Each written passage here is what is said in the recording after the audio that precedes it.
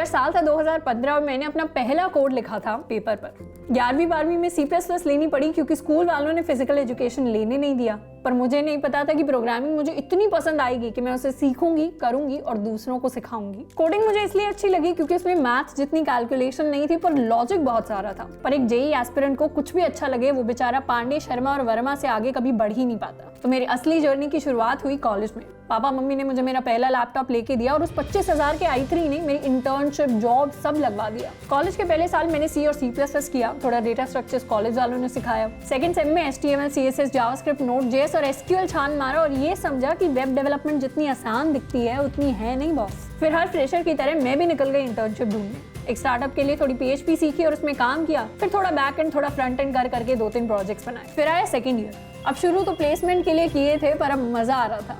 ये वो साल था जब कॉलेज ने algorithm, database, operating system, computer network, computer architecture, micro processor, software engineering, computer graphics सारे तोड़ू सब्जेक्ट्स पढ़ा दिए। एक सीनियर ने कह दिया कि कंपनी में जावा ज्यादा यूज होती है तो कोडिंग में C++ से जावा में शिफ्ट हो गई। अब दिन में क्लासेस, रात में हॉस्टल रूम में कोडिंग। ज़करबर्ग को फेसबुक बनाते टाइम जो फील आई थी ना, उससे ज्यादा नहीं तो उतनी फील तो हम भी ले रहे थे। इसी बीच एक व्हाट्सएप ग्रुप पर माइक्रोसॉफ्ट के एक ऑनलाइन टेस्ट का लिंक आया। मैंने अप्लाई किया, टेस्ट दिया और हैकाथॉन के लिए शॉर्टलिस्ट हुई। हैदराबाद में हैकाथॉन क्लियर किया और 1 महीने बाद आया माइक्रोसॉफ्ट के इंटर्नशिप का कॉल। इंटर्नशिप में पता चला कि ये बड़ी बड़ी कंपनीज के ऑफिसेस जो होते हैं ना, वो फोटो से ज्यादा असली लाइफ में सुंदर लगते हैं। मेरा इंटर्नशिप प्रोजेक्ट क्वांटम कंप्यूटिंग से रिलेटेड था और मैंने Q#, C#, .NET और टाइपस्क्रिप्ट सीखी। 2 महीने में पता चल गया कि कोडर्स गिरगिट जैसे होते हैं, कब कौन सी लैंग्वेज सीख के उस पर काम करने लग जाएं किसी को कुछ पता नहीं चलता। इंटर्न करने के बाद मुझे अगले साल के लिए इंटर्नशिप ऑफर मिला and I was back in Delhi. Third year थोड़ा मस्ती वाला था जब मुझे चीजें एक्सप्लोर करनी थी। कुछ महीने लगा के मैंने पाइथन एंड मशीन लर्निंग सीखी और DRDO में इंटर्नशिप की। वहां जाकर पता चला कि गवर्नमेंट ऑर्गेनाइजेशंस प्राइवेट कंपनीज से कितनी अलग होती हैं। काफी साइंटिस्ट से मिली, फ्यूचर ऑप्शन डिस्कस किए। एक डिपार्टमेंट हेड के अंडर 6 महीने का एक्सटेंडेड ऑफर भी मिला,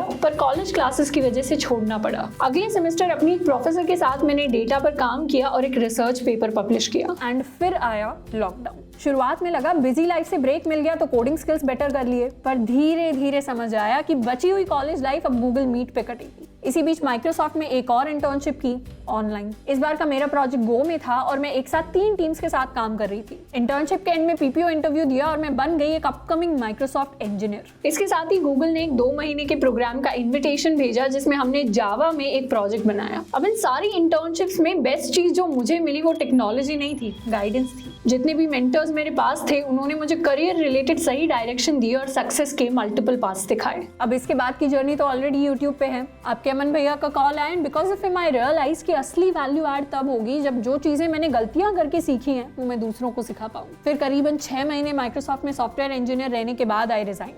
कोडिंग तो पसंद थी ही, उसमें मैंने टीचिंग को भी जोड़ दिया। जितनी खुशी मुझे टेस्ट केसेस पास करने में होती थी अब उससे ज्यादा तब होती है जब मेरे स्टूडेंट्स के टेस्ट क्लियर होते हैं। इस पूरी जर्नी में मेरी लर्निंग यही थी कि सब कुछ ट्राई कर लो और हर चीज को करने में जान लगा दो। पैशन वो नहीं है जो कुछ बड़ा करते हुए फील होगा, पैशन वो है जो हर एक छोटी चीज को 100% देकर करने के लिए मोटिवेट करेगा। तो ये थे मेरे कोडिंग के 4 साल जिन्होंने मुझे सिर्फ कोडिंग नहीं, लाइफ के बहुत सारे इंपॉर्टेंट लेसन सिखाए। School, college, internship, placement, teaching, बहुत सारे फेजेस आ चुके हैं और बहुत सारे अभी आने बाकी हैं। पर हर फेज में चाहे कितने भी बग्स आएँ, कितनी भी एक्सेप्शंस आएँ, ये ज़रूर पता है कि हर फेज में कुछ नया, कुछ अलग, कुछ एडवेंचरस ज़रूर होगा।